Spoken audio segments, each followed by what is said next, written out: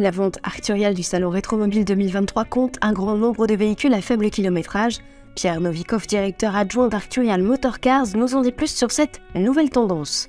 En fait, avec l'arrivée de ce qu'on appelle les Youngtimers, qui n'est pas un terme que j'affectionne particulièrement, on va dire avec l'arrivée des voitures des années 80-90, qui sont quand même des voitures très souvent de grande série, qu'est-ce qui va faire la différence entre plusieurs voitures du même modèle? Eh bien, c'est soit la provenance, soit l'état d'origine. Et en l'occurrence, l'état d'origine se caractérise par un faible kilométrage. Si on veut se rapprocher vraiment d'un état quasi neuf, eh bien, il va falloir trouver des voitures qui ont très peu de kilomètres. Et l'avantage que ça, c'est qu'en tant que collectionneur, on peut acheter ces voitures-là des années 80-90 et se dire qu'on n'aura peut-être pas à les restaurer, jamais, si on les stocke bien. Puisque les tôles étaient galvanisées, que ces voitures étaient très bien construites. Une GS, une CX, à l'époque, c'était une voiture qui était bien construite.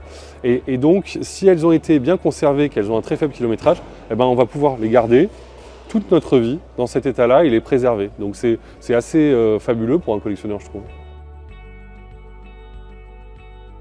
Alors l'exemple de la 2 chevaux 6 que j'ai derrière moi est un peu particulier parce qu'en fait, comme c'est une voiture qui a 123 km, elle est neuve. Elle est absolument neuve, elle n'a jamais été utilisée. Là se posent deux questions. Est-ce qu'on la remet sur la route ou est-ce qu'on la conserve telle qu'elle?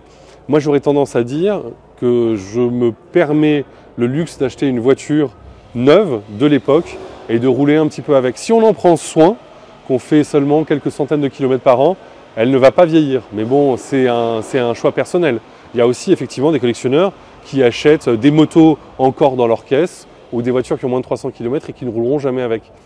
Personnellement, je trouve ça un peu triste.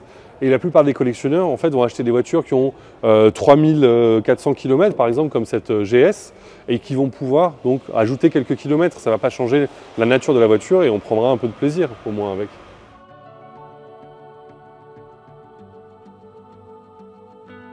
La tendance des collectionneurs à rechercher des voitures qui ont des faibles kilométrages, en fait, elle se retranscrit à Rétromobile, puisque comme c'est la vente la plus importante de l'année, les gens nous contactent parce qu'ils voient bien les résultats qu'on obtient avec ces voitures-là. Et donc je dirais que c'est les résultats qu'on a fait qui font un peu boule de neige. Et chaque année, on a de plus en plus de voitures avec des faibles kilométrages parce qu'on se rend bien compte que c'est des voitures où il n'y a pas de notion de cote. C'est souvent des gens qui ont eu la même étant petits et qui donc ne se soucient pas des cotes, qui ont vraiment envie de la voiture. Nous, ce qu'on essaye toujours de faire avec les voitures qui ont un faible kilométrage, c'est s'assurer déjà de leur histoire. Il faut que l'histoire coïncide avec le kilométrage et qu'on ait un maximum de documents. Après, pour ce qui est de la cote, il faut prendre dans l'idée pour moi un modèle en parfait état et mettre cette estimation basse et une estimation haute un peu supérieure, en espérant que ça franchisse même l'estimation supérieure, parce que nos collectionneurs peuvent très bien s'emballer sur des voitures comme ça, ce que je comprends. Il y a une tendance aussi sur les voitures à très faible kilométrage pour les supercars. Ce n'est pas une tendance que j'affectionne, parce qu'elle me fait un peu peur. Ça veut dire aussi que les gens ne se servent plus du tout des voitures. Et ça, je trouve que c'est quand même paradoxal, c'est dommage. Et sur des voitures comme ça, en plus qui sont quand même technologiquement très avancées, il vaut mieux qu'elles fonctionnent très régulièrement.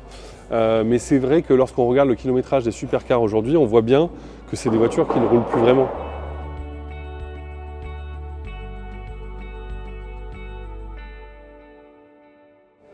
Ce qu'on retrouve juste après les années Covid, en fait, c'est l'enthousiasme des collectionneurs évidemment, mais aussi de nouvelles générations de collectionneurs.